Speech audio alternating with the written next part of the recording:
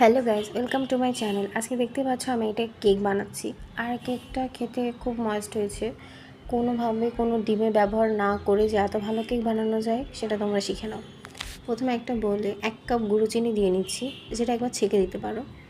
এবার এর মধ্যে 3-4 টেবিল চামচ মতো তেল দিয়ে দিচ্ছি, রান্নার তেল। সেটাকে মিক্সিং করে নিতে হবে।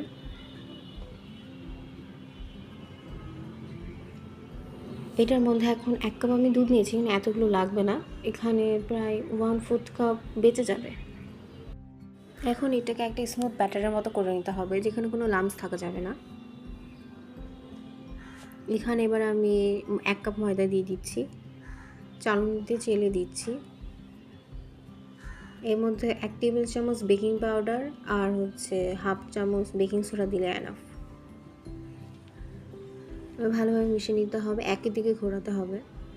একটু করে দুধ মিক্সিং করে নিতে হবে, যেটুকু ঘনত্ব দরকার সেটুকুই দুধ নিতে হবে।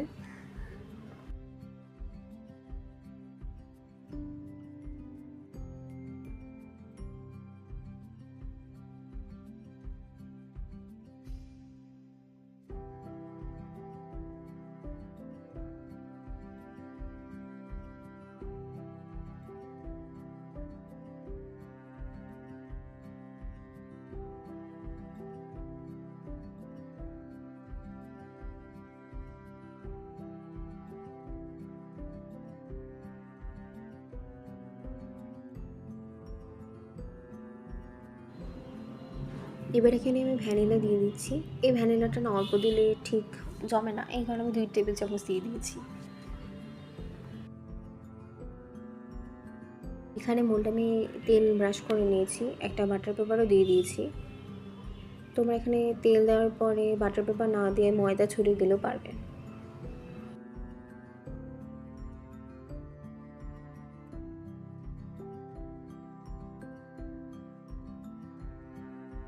এখন ব্যাটারটা আবার একটু নাড়াচাড়া করে আবার দিয়ে দিচ্ছি। আমি এটা চুলায় বেক করেছি, এটা মোটামুটি 30 মিনিট লেগেছে বেক করতে।